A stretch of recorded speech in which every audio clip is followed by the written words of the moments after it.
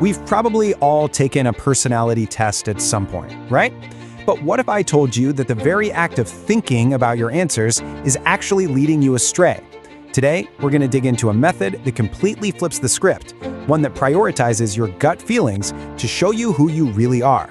Come on, you know you have. You get that question like, are you the life of the party? And suddenly your brain just kicks into overdrive. You start debating with yourself, well, sometimes I am, but other times, and you're trying to find that perfect, correct answer. That hesitation, that little moment of second guessing, that points to a huge problem in how we usually do these things. And then that right there, well, that's what we're gonna call the personality test problem.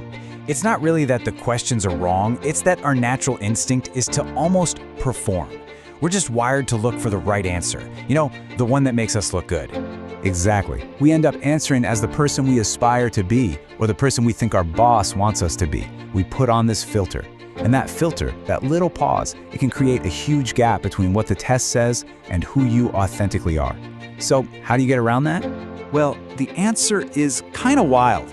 You basically have to overwhelm the part of your brain that overthinks everything. And you do that with a challenge that is specifically designed to bypass that mental filter and get right to your instincts. 200 questions. Yeah, you heard me right. That number probably seems a little intense, doesn't it? But the sheer volume is actually a really clever part of the design.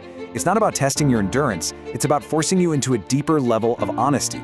Think about it. With so many questions coming at you, you just don't have the time or the mental energy to carefully craft every single response.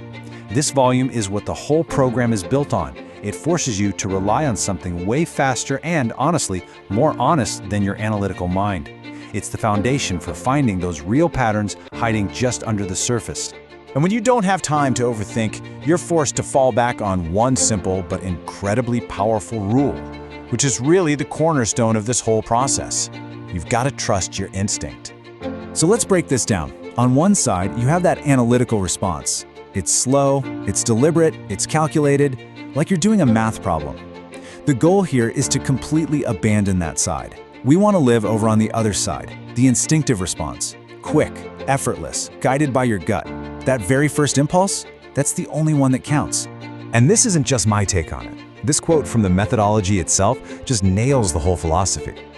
By responding instinctively, you're bypassing that little editor in your head, which is the absolute key to making sure the results are genuinely, authentically you.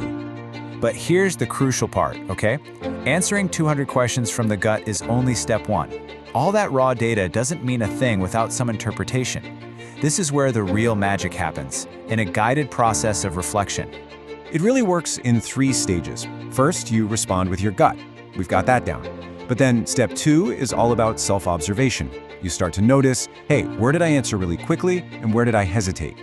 Finally, and this is a total game changer, a trained facilitator works with you.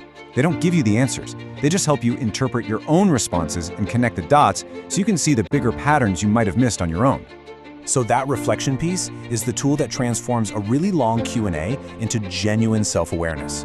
It's how you uncover the why behind your instincts and start to recognize those deep-seated themes that are guiding how you move through the world.